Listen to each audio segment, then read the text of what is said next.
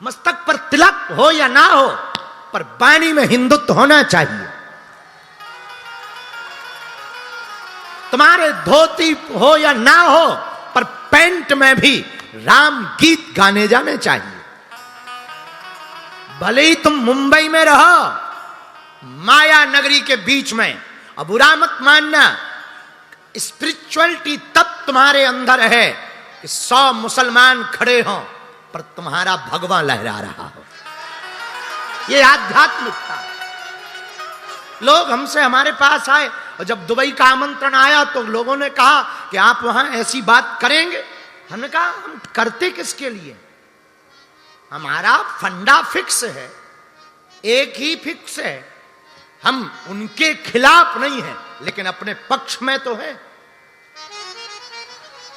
मेरे पागलो, आध्यात्मिकता ऐसी होनी चाहिए कि तुम मंदिर में भगवान को ना देख पाओ तो चलेगा, पर नर में नारायण को देख लेना। यह आध्यात्मिकता है। तुम्हें भगवान मिले या ना मिले, पर जीव में शिव दिख जाना चाहिए। यह आध्यात्मिकता है। तुम्हारे मंदिर के भगवान की पूजा ना हो पाए चलेगा, पर मां बाप की आंखों में आंसू नहीं होने चाहिए। यह आध्यात्मिकता है। तुम कथा में सम्मिलित हो पाओ या ना हो पाओ, पर मेरे पागलों, तुम्हारे द्वारा किसी का दिल ना दुखे। यह आध्यात्मिकता है। अब तुम बुरा मत मानना, तुम लोगों ने बीपी के डर से नमक कम कर दिया, शुगर के डर से तुमने शक्कर खाना बंद कर दिया, लेकिन हराम का खाना बंद नहीं किया। और तुम आध्यात्मिक हो। हमारे पास आके कहते कि आई एम स्पिरिचुअल, ठटरी के बरे। You are not spiritual, you are fake. तुम एक फ्रॉड हो। क्यों?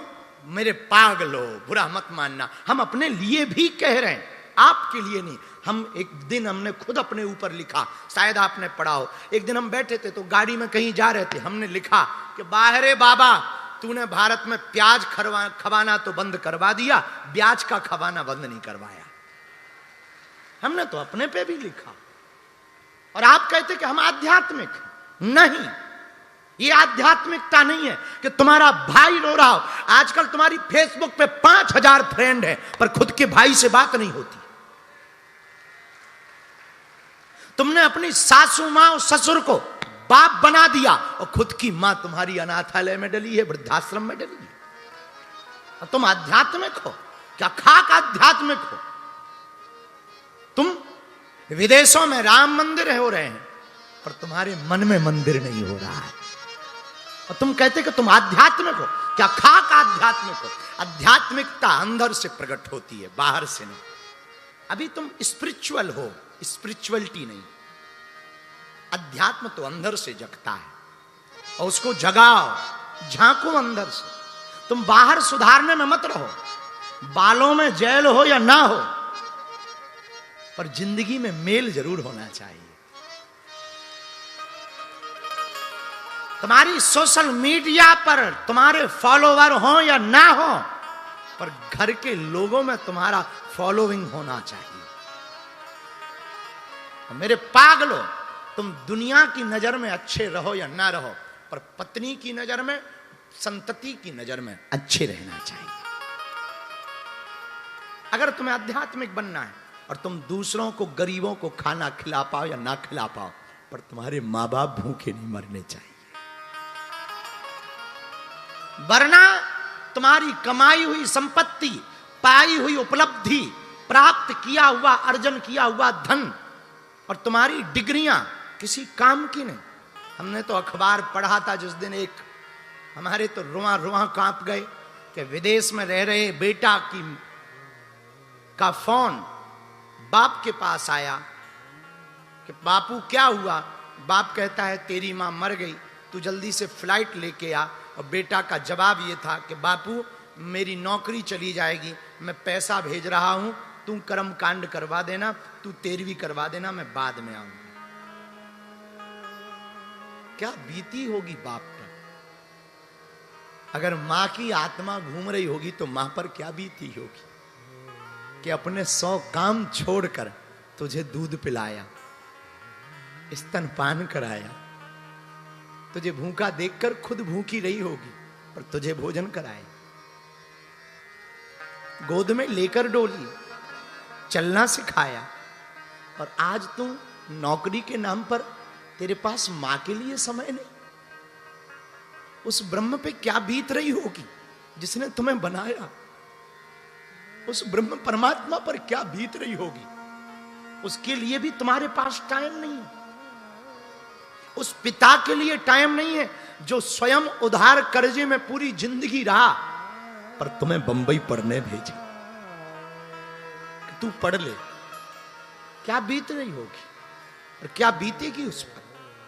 और क्या काम की तुम्हारी ये संपत्ति, क्या काम की तुम्हारी ये उपलब्धि, क्या काम की ये पाया हुआ तुम्हारी डिग्रियां, और क्या काम की ये तुम्हारी प्रोग्रेस जिसमें तुम्हारे अपने ही साथ ना, तुम्हारा परिवार तुम्हारे साथ खुशियों में सम्मिलित नहीं है और तुम फ्रेंड के साथ पार्टियां दे रहे हो सफलता पर। क्या खाक सफलता है? कुछ खास नहीं हमारी नजर में। तुम्हें लग रहा होगा कि तुम सफल हो गए, होटलों में पार्टी दे रहे, पर अगर तुम्हारी पार्टी में तुम्हारे अपने नहीं है तो क्या खाक सफलता? काहे की सफलता? कभी विचार करना उस मां पर क्या बीतती होगी जब तुम मां को टाइम नहीं दे पाते पर दुनिया को तुम टाइम दे देते। प्रेमिका को घुमाने के लिए टाइम पर मां के साथ समय बिताने के लिए टाइम नहीं। प्रेमिका के साथ विदेश जाने के लिए टाइम है पर पिता की छांव में 2 मिनट बैठने के लिए टाइम नहीं। युवानों, बुरा मत मानना, इसीलिए तुम आध्यात्मिक नहीं हो। इसीलिए भारत का अध्यात्म खोखला हो रहा है। और ये बात हम बोल रहे हैं तो कई लोगों को आग लगेगी कि हम ऐसा क्यों बोले। भारत का अध्यात्म इसलिए खोखला हो रहा है क्योंकि यहां पर वेद मंत्रोच्चारण भी संगीत से हो रहे हैं।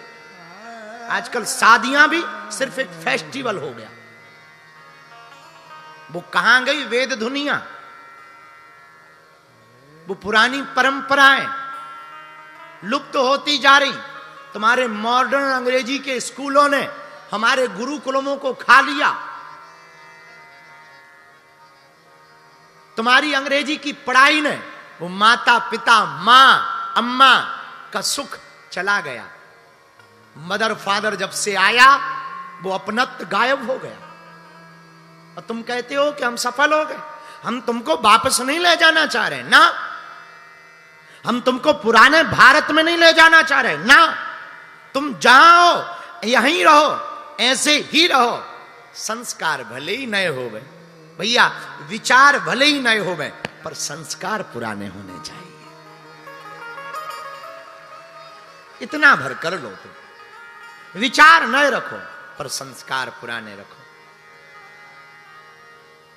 हमको एक किसी व्यक्ति ने एक अवार्ड फंक्शन में बुलाया था। हम प्रायः जाते भी नहीं, भगवान की कृपा है, बहुत कम जाते। पर किसी संत की बात थी कि आपको जाना है, तो उन्होंने हमको एक ऑफर दिया कि आपको आना है। एक बहुत बड़ा, बंबई का ही एक बहुत बड़ा फेस्टिवल था। तो उन्होंने कहा कि आपको आना है। हमने कहा हम पहुंच नहीं पाते हैं, हमारी व्यस्तता है, मर्यादा भी है। उन्होंने कहा नहीं नहीं आप आए, ऐसा होगा वैसा, बहुत सी बातें हुई। फिर उन्होंने धीरे से कहा आपको एक काम भर करना है। हमने कहा क्या? बोले उस दिन आप कुर्ता मत पहन कर आइए। और ऐसा बहुत से उन्होंने ऑफर उसके बदले में, वो बताने की बात नहीं। तब हमारे मुंह से यही निकला, हमका सुन इधर आ। था वो बहुत बड़ा नाम, भारत का बहुत बड़ा ब्रांड है, भारत का बहुत बड़ा नाम है, और हमारी टोन यही थी। हमका सुन इधर आ, ये जो तेरे ऑफर है ना, इसको तू धर अपनी हवेली पर।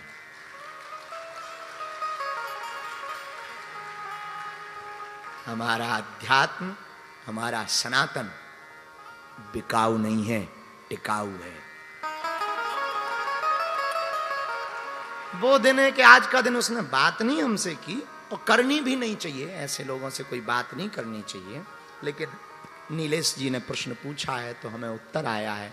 आप लोगों को हम प्रार्थना करेंगे, तुम हमारी कथा सुनो या ना सुनो, पर अपने अपने संस्कारों से दूर मत रहो। बस यही कहना चाहेंगे।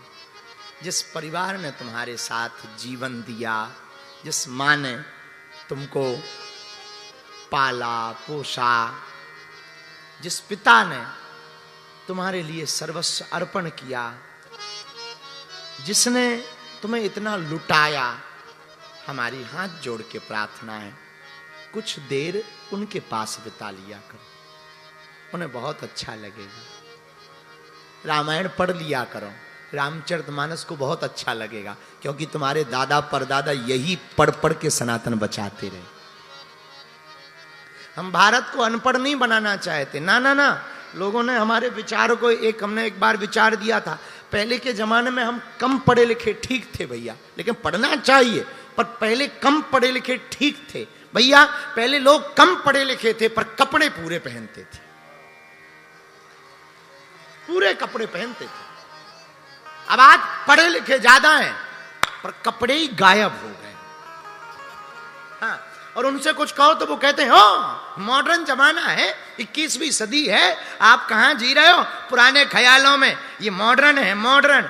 हमने कहा चंडालन, अगर कम कपड़े पहनना मॉडर्न है तो तुझसे ज्यादा तो हमारी भैंसिया मॉडर्न है।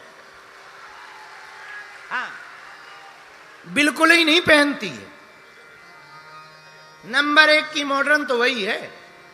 हाँ, आप मॉडर्न जमाने के नाम पर, अरे भाई कुछ मर्यादाएं होती हैं। ठीक है, पल्लू मत रखो, इतना चल जाएगा, पल्लू मत रखो, घूंघट मत डालो, पर इतने भी तो कपड़े कम मत पहनो कि ससुर सास सब बैठी हो, बजरंग बली बचाए। और कुछ कह दो है तुम अपनी नजर सुधारो, वाह चंडालन, अपनी तो बढ़िया नजर है और तुम कहते मॉडर्न। बुरा मत, हम ये नहीं कहते कि भारत हमारा अनपढ़ हो, बहुत प्रोग्रेस करे, बहुत पढ़े लिखे, बहुत अच्छा है, हमें तो बहुत खुशी होती है। पर पुराने जमाने के लोग कम पढ़े लिखे थे लेकिन कपड़े पूरे थे, कम पढ़े लिखे थे पर लहजा पूरा था, कम पढ़े लिखे थे पर उनके माँ बाप वृद्धाश्रम में रोटी नहीं खाते थे, साथ में घर बैठ करके रोटी खाते थे। कम पढ़े लिखे, इसका मतलब पढ़ो लिखो, खूब मॉडर्न करो। हम कहते हैं आप पार्टियां करो, जो आपको अच्छा लगे वो करो, पर अपने संस्कार मत भूलो।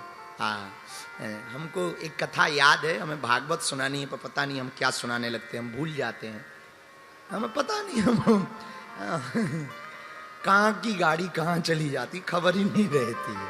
हम ना पागल ही हैं, अब क्या कह दें। हमें भागवत सुनानी, आज ठाकुर जी का जन्मोत्सव करना है, छोड़ो यार, कौन तुम्हारी नीलेश हटाओ। तुमने कहा कि कुछ लोग लक्ष्य पर जल्दी पहुंच जाते हैं, अरे भाई तू पहुंच जाना, लक्ष्य पर हो गया, कौन बताए अब, ठीक है ना, हमें भागवत सुनानी है। हाँ,